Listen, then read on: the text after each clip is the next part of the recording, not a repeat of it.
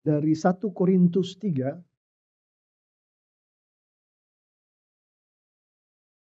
Thank you, guys. Ayat yang 10 sampai ayat yang ke-23. Saya akan membaca ayat emasnya, yaitu ayat 11 dan ayat 12. Demikianlah firman Tuhan.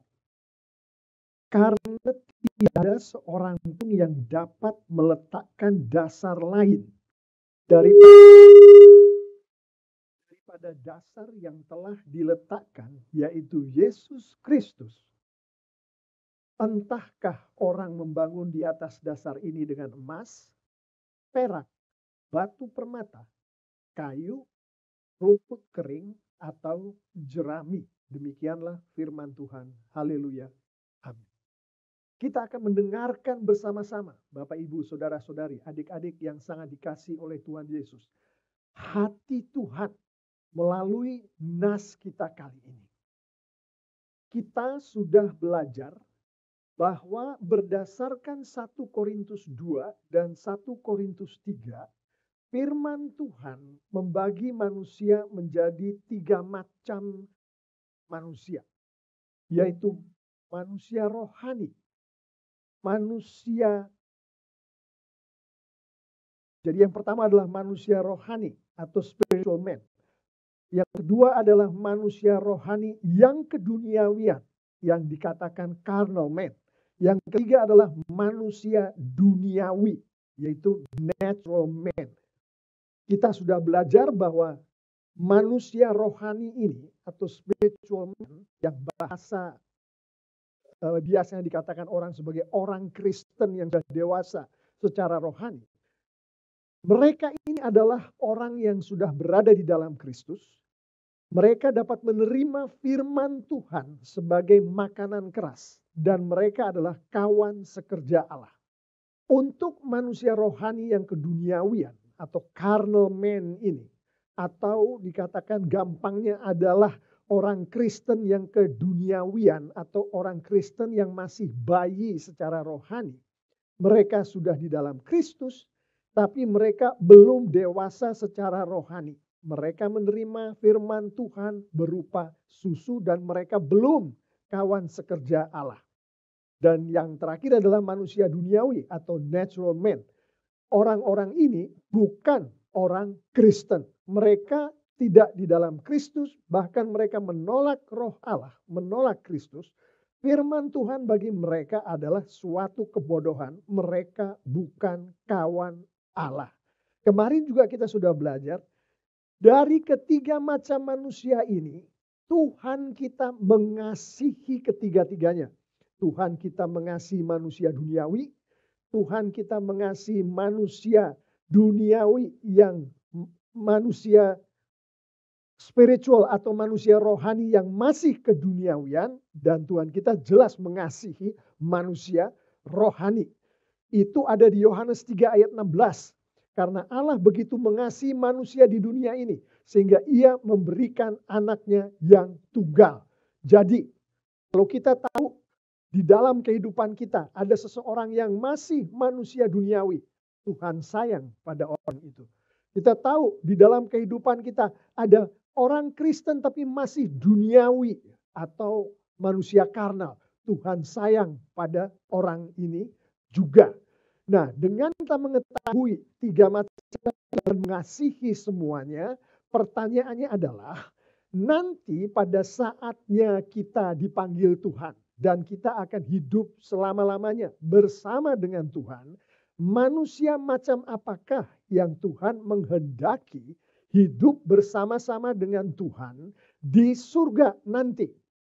Kalau kita lihat Efesus 4 ayat 24 yang sudah kita bicarakan juga minggu lalu, di situ dengan jelas dikatakan bahwa yang dituju oleh Tuhan adalah manusia-manusia yang nantinya akan seperti putranya yang tunggal Tuhan Yesus Kristus. Artinya Tuhan menghendaki untuk hidup bersama-sama dengan manusia-manusia Kristen yang rohani. Yang adalah kawan sekerja Allah. Jadi itulah yang sudah kita pelajarin selama ini. Salah satu penafsiran daripada Korintus 2, 1 Korintus 2 dan 1 Korintus 3 yang sudah kita pelajarin itu adalah seperti berikut. Inilah kita melihat hati Tuhan seperti apa. Jadi Tuhan dari atas sana melihat apa yang terjadi di Korintus. Kita tahu dari minggu-minggu yang lalu, Korintus ini adalah kota maksiat. Kota di mana terjadi segala macam kehidupan yang dikatakan oleh orang-orang normal sebagai kehidupan yang kacau, yang penuh dengan maksiat. Dan firman Tuhan mengatakan itu kehidupan kalau tidak ditolong semua orang di situ akan masuk neraka. Tuhan melihat sendiri itu terjadi. Bagaimana perasaan Tuhan, hati Tuhan melihat hal itu terjadi terhadap manusia-manusia yang Dia ciptakan berdasarkan gambaran dirinya sendiri. Oh, kita bisa bayangkan, kita tahu Tuhan kita Yesus Kristus yang adalah Tuhan. Dan Tuhan kita menangis dalam beberapa kesempatan. Kita bisa bayangkan betapa hancurnya hati Tuhan melihat manusia-manusia ciptaannya hidup di dalam kemaksiatan seperti yang ditunjukkan oleh orang-orang yang ada di Korintus itu. Apa yang dilakukan Tuhan? Apakah Dia bunuh semua orang itu dan Dia masukkan orang-orang itu ke neraka? Bukan. Kita lihat sendiri apa yang dilakukan Tuhan melalui firman Tuhan. 2 minggu yang lalu kita bicarakan, sekarang ini kita ulangi lagi. Dia kirimkan salah satu rasulnya yang terbaik, Rasul Paulus, untuk datang masuk ke tengah-tengah kota maksiat itu. Dan apa yang Tuhan lakukan di kota maksiat itu melalui rasulnya, Dia sampaikan kabar baik. Dia sampaikan Injil kepada orang-orang yang jelas-jelasan hidupnya kacau balau. Dan kita tahu apa yang terjadi pada rasulnya itu. Ada persekusi di situ. Dia dicemoohkan di situ, dia diludahi di situ, dia pokoknya dianiaya di situ. Tuhan berhentikah? Enggak, Tuhan terus dengan kasihnya, dengan hatinya yang hancur. Dia sampaikan itu kabar baik mengenai Yesus Kristus, dia sampaikan. Kemudian atas pekerjaan dari Roh Kudus, beberapa dari orang-orang di Korintus yang tadinya hidup di dalam kemaksiatan, yang jelas-jelas di dalam kelompok manusia tadi adalah manusia duniawi, manusia yang menolak Roh Allah, sedikit demi sedikit hatinya dibuka oleh Roh Kudus dan mereka menerima Kristus menjadi Tuhan dan Juru Selamat mereka. Wow, puji Tuhan. Kemudian berdirilah gereja. Berhentikah Tuhan setelah gereja Tuhan berdiri di situ? Tidak, Bapak Ibu Saudara-saudari, adik-adik yang sangat dikasihi Tuhan. Tuhan perhatikan terus nih orang-orangnya yang Dia sayangin sekarang sudah memiliki Roh Kristus di dalamnya. Ternyata sebagian dari orang-orangnya Tuhan yang sudah memiliki Roh Kristus ini hidupnya masih seperti orang-orang duniawi. Ada yang hidupnya masih enggak baca firman Tuhan setiap hari, berbohong, melakukan perselingkuhan, dan segala macam yang kita minggu kemarin lihat. Apa yang terjadi di Korintus terhadap anak-anak Tuhan. Orang-orang yang sudah memiliki Roh Tuhan di dalam dirinya. Apa yang Tuhan lakukan? Apa Tuhan bilang, oh kamu udah ngaco nih. Kamu udah punya rohku, tapi ngaco nih, bikin malu aku aja kamu. Anak-anak Tuhan macam apa kamu? Udahlah, aku tarik lagi tuh yang namanya Roh Kudusku dari kamu, aku tarik, aku lempar kamu ke suatu tempat di mana itu adalah neraka. Itukah yang dilakukan Tuhan? Bukan itu yang dilakukan Tuhan. Yang dilakukan oleh Tuhan adalah Tuhan menangisi itu. Dengan hati hancur dia melihat anak-anak Tuhan. Seperti kita ini anak-anak Tuhan. Sudah punya Roh Kudus. Tapi masih melakukan hal-hal yang membuat Tuhan sedih. Yang membuat Tuhan marah. Melanggar firman Tuhan. Gak mau baca Alkitab, gak mau datang untuk pelayanan, berbohong, perselingkuhan dan segala macam. Tuhan hancur hatinya, dia sedih. Tapi hati Tuhan masih terus kepada anak-anaknya ini. Dia kirimlah hamba-hambanya, termasuk Apolos, termasuk Petrus, termasuk hamba-hambanya yang lain. Dia kirimkan ke Korintus untuk membangun jemaatnya yang masih keduniawian tadi, yang masih jatuh tadi. Tuhan tidak tinggalkan. Kita tadi sudah setuju bahwa Tuhan mengasihi ini orang-orang Kristen meskipun mereka masih duniawi. Jadi dibangunlah ini jemaat-jemaat Tuhan yang milik Tuhan yang jatuh ini. Nah, kita tahu bahwa pada saat Tuhan kirimkan Rasul Paulus di awalnya, waktu mereka masih manusia-manusia duniawi atau natural man tadi, Tuhan membangun sendiri itu, memakai tangan rasulnya, dengan cara meletakkan putranya yang tunggal, Yesus Kristus, di dalam kehidupan jemaat-jemaat yang kemudian bertobat atas firman Tuhan, Injil yang disampaikan oleh Rasul Paulus tadi. Nah, setelah mereka masuk menjadi jemaat Tuhan, ternyata ada yang masih karnal, ada yang masih duniawi, maka di atas fondasi yang Kristus tadi itu, dibangunlah lagi oleh Apolos dan lain-lainnya. Dibangunlah lagi. Karena kasih Tuhan yang begitu luar biasa kepada orang-orangnya. Jadi seperti itulah Tuhan kita itu hatinya. Dia maunya kita itu semakin hari semakin menjadi seperti putranya Tuhan kita Yesus Kristus. Dia maunya kita semua itu masuk ke surga dan hidup bersama dengan Tuhan. Dengan seluruh berkat-berkat yang Tuhan kehendaki untuk sampaikan ke kita. Tapi kenyataannya kok ada yang masih duniawi. Apa yang dia lakukan tadi? Kirimlah Apolos, kirimlah segala macam. Yang pertama dia lakukan adalah dia mau berbicara dulu nih dengan jemaatnya. Dia mau berbicara dengan gerejanya. Ini saya dramatisir ya. Jadi bukan seperti itu kejadiannya. Tuhan gak bikin seperti yang akan saya katakan ini. Tapi seakan-akan Tuhan seperti ini. Gimana ya caranya? Supaya jemaat-jemaat saya ini mengerti bahwa aku ini sayang banget sama mereka. Aku gak mau mereka itu tidak menerima berkat-berkat yang datangnya dari aku dengan sepenuhnya. Padahal kalau mereka masih duniawi, mereka masih karnal, gak mungkin aku bisa memberikan berkat itu sepenuhnya kepada mereka. Kalau mereka masih melanggar firman-Ku, mereka masih melakukan penipuan, mereka masih melakukan amoralitas di dalam kehidupan kita. Nggak mungkin aku berkati mereka sepenuhnya. Apa yang harus aku lakukan?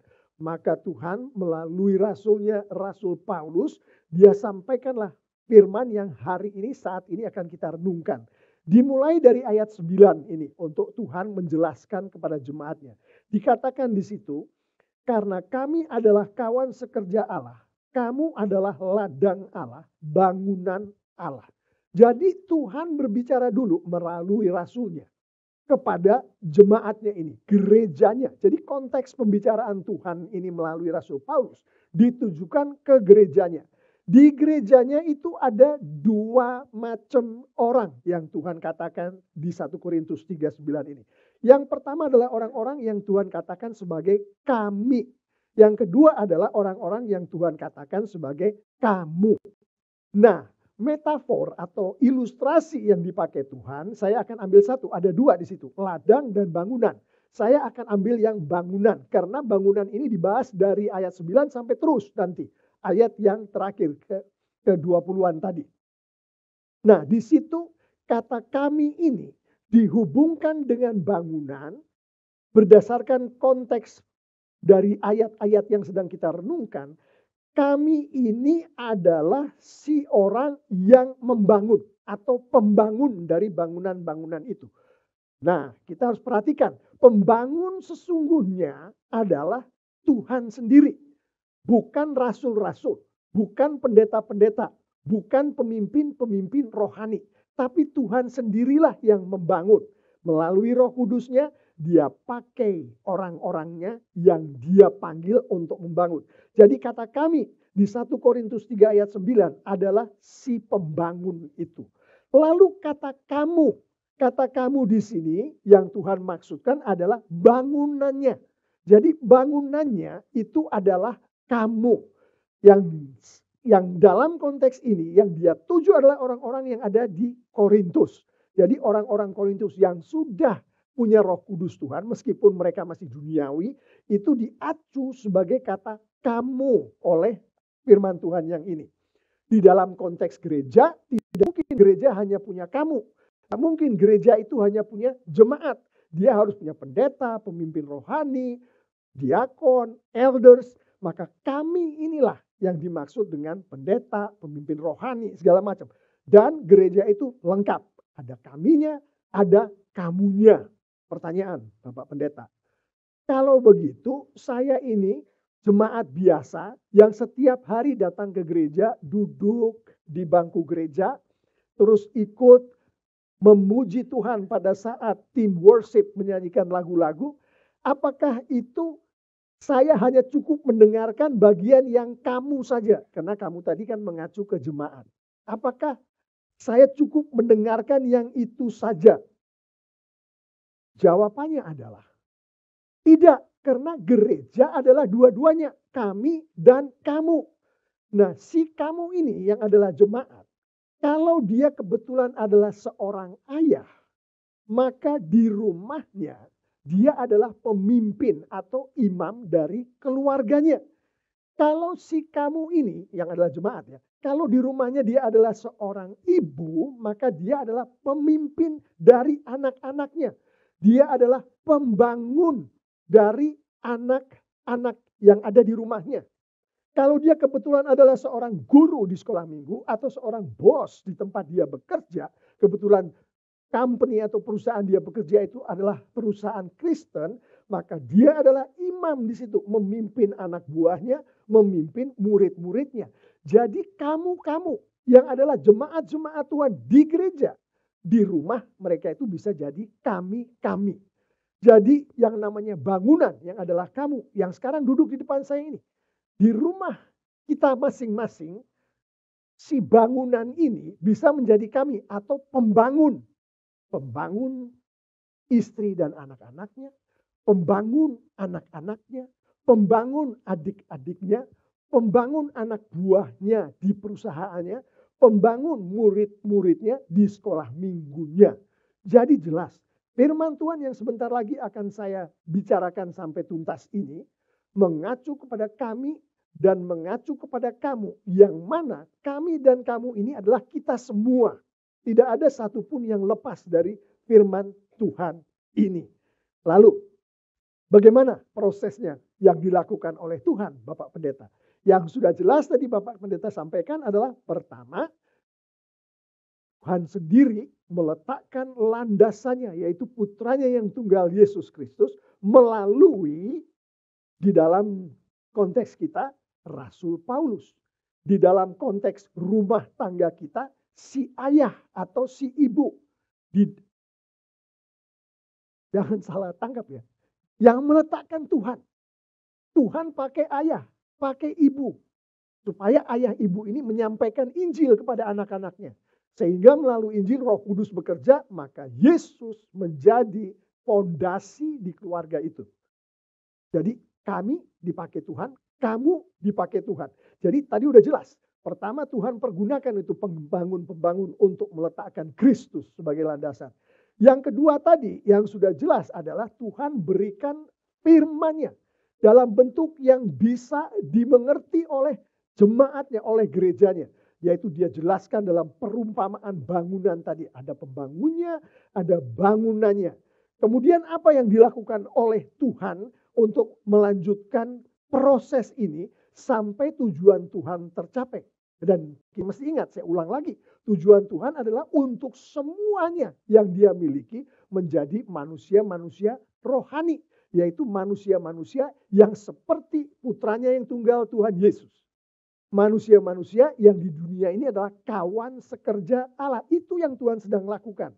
Dia sudah lakukan dua proses. Yang proses ketiga sekarang yang dia lakukan adalah yang ada di 1 Korintus 3 ayat 12 dan 13. Saya tidak akan bacakan selengkapnya, ayatnya nanti dibaca di rumah. Tapi intinya adalah bahwa manusia-manusia yang Tuhan sedang bangun ini, Tuhan menghendaki manusia-manusia itu nantinya adalah tahan ujian. Nah, ujiannya itu adalah ujian api. Nah, saya tidak akan masuk ke ujian api itu apa, karena ini secara doktrinal adalah sangat dalam. Tapi itulah proses selanjutnya yang dilakukan oleh Tuhan. Tahan ujian api intinya. Dan di situ Tuhan berikan untuk proses ini, materi-materi yang bisa dipakai oleh si pembangun-pembangun ini supaya orang-orangnya Tuhan itu tahan ujian. Pilihan materinya adalah emas, perak, batu permata. Ini satu golongan materi. Atau kayu, rumput kering, dan jerami. Tuhan menghendaki pembangun-pembangunnya itu adalah membangun bangunan Tuhan, yaitu kita semua, dengan emas, perak, batu permata. Artinya kita semua ini emas, perak, batu permata. Sebagai bangunannya itu loh. Emas, perak, batu permata. Itulah yang dilakukan Tuhan. Step ketiga. Dia suruh pembangun-pembangunnya, kamu bangun nih. Hei ayah, kamu bangun nih anak kamu. Kamu bangun istri kamu yang adalah bangunan-bangunan milikku. Dengan emas, perak, batu permata. Artinya apa Pak Pendeta? Si seorang ayah membangun dengan emas, perak, dan batu permata. Sehingga anak-anaknya itu jadi emas, perak, dan batu permata. Artinya adalah bahwa di dalam kehidupan si anak-anak dan istrinya yang sedang dia bangun, yang adalah bangunan itu. Sungguh-sungguh kehidupan yang menyenangkan Tuhan. Artinya ikut firman Tuhan. Artinya termasuk baca firman Tuhan, banyak berdoa, melakukan apa yang Tuhan perintahkan di dalam firman Tuhan. Itulah emas perak tadi antara lain salah satu penafsirannya. Dan seorang pembangun membangun dengan emas, perak, dan permata. Dianya sendiri, si pembangunnya sendiri juga harus emas, perak, dan permata. Tidak bisa seorang jerami, si pembangun yang seorang jerami atau seorang daun kering atau seorang kayu membangun bangunan yang emas, perak, dan permata. Jadi dia adalah emas, perak, dan permata membangun bangunan emas, perak, dan permata. Gampangnya seorang ibu membangun anak-anaknya yang masih dalam usia sekolah minggu. Saya maksud sekolah minggu kecil nih. Kalau dia sendiri, si ibu ini sendiri tidak baca firman Tuhan, orang-orang yang tidak baca firman Tuhan gak mungkin masuk golongan permata. Dia masuk golongan jerami, kayu tadi, daun kering tadi, masuk golongan itu. Dia gak baca firman Tuhan sendiri, mustahil dia akan membangun anak-anaknya yang masih usia sekolah minggu untuk menjadi emas, perak, dan permata. Jadi seperti itulah langkah yang selanjutnya yang dilakukan oleh Tuhan. Lalu selanjutnya apalagi yang dilakukan oleh Tuhan, Bapak Pendeta? Nah, yang dilakukan adalah seperti yang di 1 Korintus 3 ayat 13 dan 14. Diujilah. Jadi diuji ini ada dua macam penafsiran. Nah, kalau kita mengikuti ayat sebagaimana apa adanya, ujian datang pada saat Tuhan Yesus datang kemudian kan. Tapi kalau ditafsirkan bahwa apa yang difirmankan Tuhan ini ditujukan ke gerejanya. Gerejanya bukan hanya nanti, tapi hari ini pun gerejanya seperti gereja kita TLCC masuk di dalam firman Tuhan yang dimaksudkan oleh Tuhan ini. Nah, jadi ujian-ujian itu juga bisa terjadi pada hari-hari ini. Dan ujian itu selalu penampakannya adalah pergumulan, pencobaan, dan segala macam seperti itu.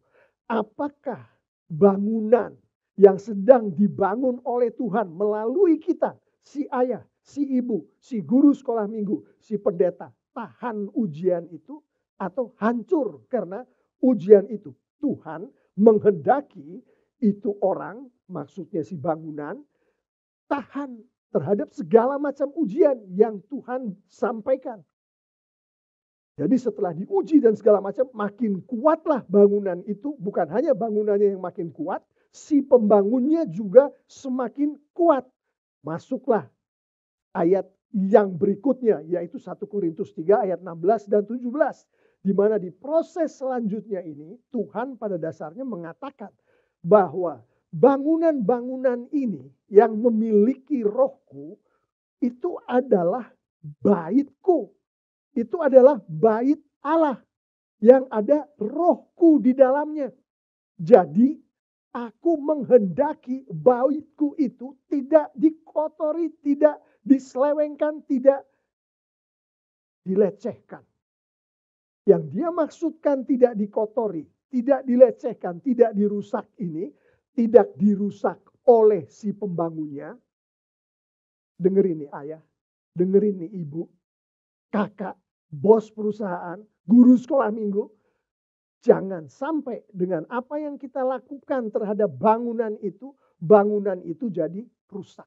Anak-anak kita jadi salah mengerti akan Tuhan. Itu yang dimaksud Tuhan dengan merusak bait Allahku.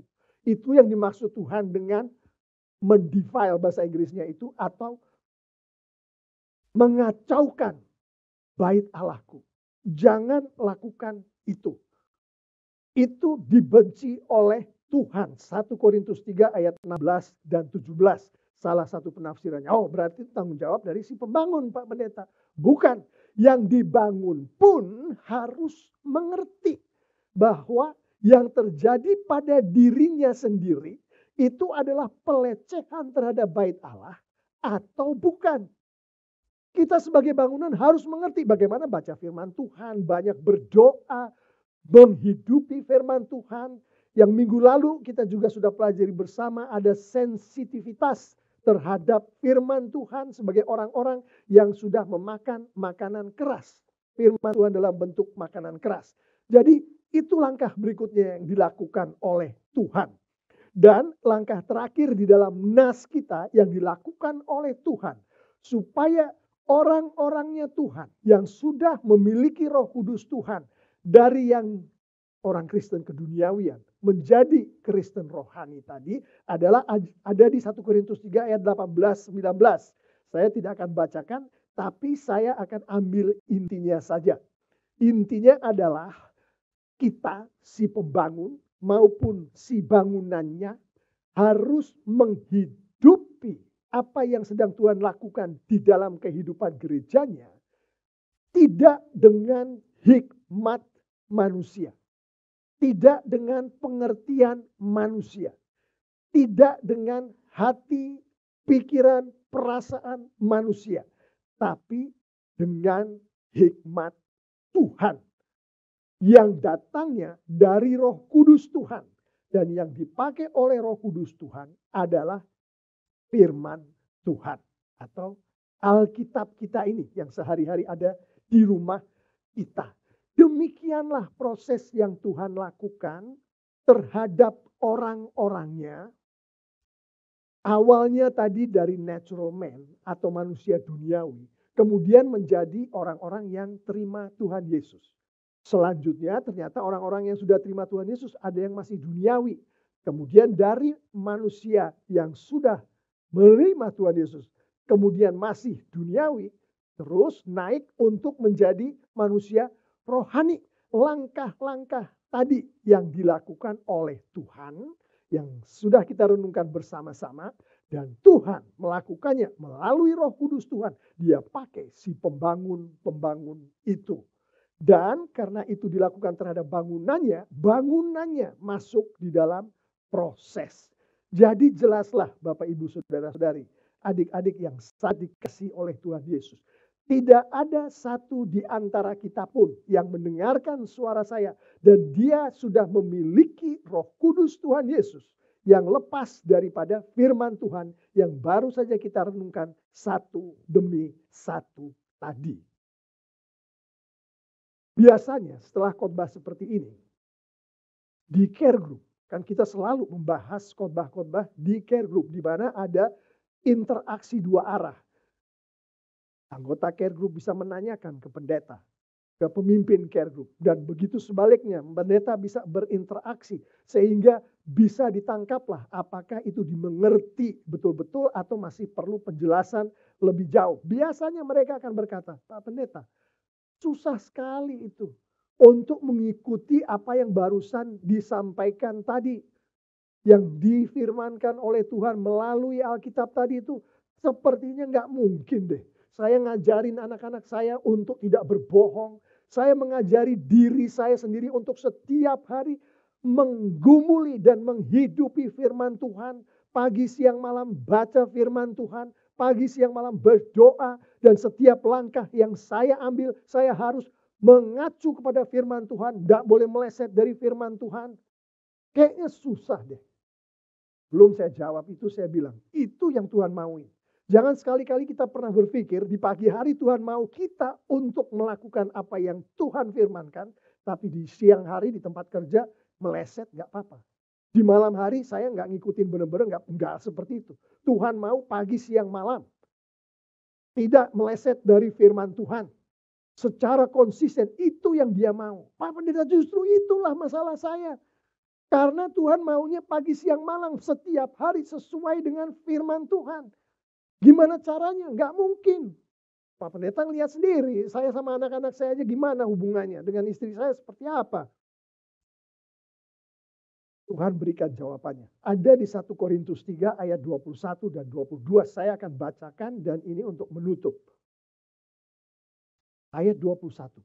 Karena itu, janganlah seorang pun menyanjung-nyanjung manusia. Sebab segala-galanya sudah diberikan menjadi milikmu. Menjadi milik orang-orangnya Tuhan. Sudah diberikan oleh Tuhan. Paulus, Apolos, Petrus sudah diberikan oleh Tuhan kepada orang-orangnya Tuhan. Artinya kepada jemaat Tuhan. Kepada kita semua, gereja Tuhan. Dunia ini bahkan diberikan kepada kita. Kehidupan dan kematian bahkan diberikan kepada kita. Zaman yang sekarang kita hidupi ini maupun zaman yang akan datang, segala-galanya adalah diberikan kepada kita dan menjadi milik kita. Yang dimaksud di sini adalah kita-kita yang adalah milik Tuhan. Yang kita-kita yang di dalam kita ada Roh Kudus Tuhan. Karena pada saat kita memiliki Roh Kudus Tuhan, kita dimiliki oleh Kristus. Kita-kita yang duduk di dalam gereja ini, entah kita bisa tahu. Tapi yang jelas Tuhan tahu. Kita masih duniawi, artinya orang Kristen yang masih duniawi maupun orang Kristen yang sudah rohani. Kita adalah milik Kristus. Dan Kristus adalah kepunyaan Allah. Artinya kita kepunyaan Allah. Dan dari apa yang kita barusan baca di ayat 21, 22 dan 23 ini, 1 Korintus 3, maka apa yang dimiliki oleh Kristus, apa yang dimiliki oleh Allah, dimiliki juga oleh jemaat Tuhan yang di dalamnya ada Roh Kudus Kristus. Itulah sebabnya, itulah penjelasannya, itulah yang Tuhan berkatkan kepada kita. Sehingga bagi anak-anak Tuhan yang sungguh-sungguh berada di dalam Tuhan, maka semua ayat yang dilakukan oleh Tuhan untuk Tuhan membangun manusia-manusia rohani untuk nanti bersama-sama dengan Tuhan di surga sangat bisa terjadi di gereja-gereja Tuhan hari ini. Amin. Termasuk kita semua di TLCC bisa melakukan apa yang Tuhan lakukan. Melalui firman-Nya ini. Tuhan pergunakan pembangun-pembangun tadi. Ingat, Tuhan pergunakan pendeta kita, guru sekolah minggu kita, pemimpin care group kita, ayah kita, ibu kita. Tuhan pergunakan itu. Tapi ingat bahwa pada saat Tuhan pergunakan itu, landasan yang sudah ditaruh itu adalah Kristus sendiri. Ada di dalam kita semua. Entah kita Kristen duniawi atau Kristen rohani. Artinya kita Kristen duniawi, Kristen rohani memiliki semua yang kita barusan dengar dari ayat 21, 22, 23. Termasuk ajaran-ajaran Tuhan. Firman Tuhan. Termasuk Roh Kudus Tuhan. Jadi kalau pertanyaannya, mungkinkah menghidupi kehendak Tuhan seperti yang Tuhan bilang tadi, Bapak Pendeta? Jawabannya adalah mungkin sekali. Yaitu dengan menghidupi firman Tuhan setiap hari. Yang dengan demikian, segala-galanya yang sudah Tuhan berikan itu, termasuk Apolos dan pengajarannya, termasuk Paulus dan pengajarannya, termasuk zaman sekarang dan zaman yang akan datang, menjadi milik kita. Menjadi milik setiap orang yang duduk di TLCC, di bangku-bangku TLCC. yang duduk di care group TLCC, di sekolah minggu TLCC, yang sudah terima Roh Kudus Tuhan Yesus, yang sudah mengaku bahwa Kristus adalah Tuhan dan Juru Selamat. Luar biasa bukan Tuhan kita? Bagaimana dia memperlengkapi kita. Bagaimana dia sendiri membangun kita di atas landasan yang adalah putranya yang tunggal. Dia sendiri yang merakit, dia sendiri yang menganyam hati kita, kehidupan kita. Yang kita barusan tadi dijelaskan melalui ayat demi ayat akan bagaimana Tuhan membangun kehidupan kita. Dan itu dijamin melalui ayat 21, 22, dan 23. Kita akan dapat melakukannya karena Roh Kudus Tuhan yang ada di dalam kita. Saya mengerti khotbah ini cepat sekali. Tapi puji Tuhan ada teknologi yang namanya YouTube. Jadi jangan segan-segan nanti di rumah berbekal dengan firman Tuhan. Saya juga akan kirimkan PowerPoint-nya. Kita ulangi lagi. Kita ajarkan kepada anak kita. Kita bawa ke istri kita di dalam altar keluarga. Dan di dalam care group kita bahas lagi. Sekolah minggu jangan segan-segan ambil poin-poin daripada penyampaian firman Tuhan ini untuk menguatkan ajaran-ajaran yang datangnya dari Tuhan. Dan yang sangat perlu sekali untuk kita sampaikan, Roh Kudus Tuhan yang berada di dalam ruangan sekolah minggu, di dalam tempat care group bertemu, itulah yang menjamin. Karena dia ada di dalam kita semua. Dan ayat-ayat firman Tuhan katakan, ajaran ini pun Roh Kudus yang taruh ke dalam anak-anak kita, murid-murid sekolah minggu kita, anggota-anggota care group kita. Bukan si pemimpin care groupnya, bukan pendeta, bukan si ayah, bukan si ibu. Jangan khawatir, kalau kita ngajarnya masih tidak seperti yang Rasul Paulus tunjukkan, atau Rasul Petrus tunjukkan, Roh Kuduslah yang melakukan itu ke anak-anak kita. Ke istri kita, ke murid-murid kita, ke karyawan-karyawan kita. Roh Kuduslah. Amin. Mari kita bangkit berdiri. Saya akan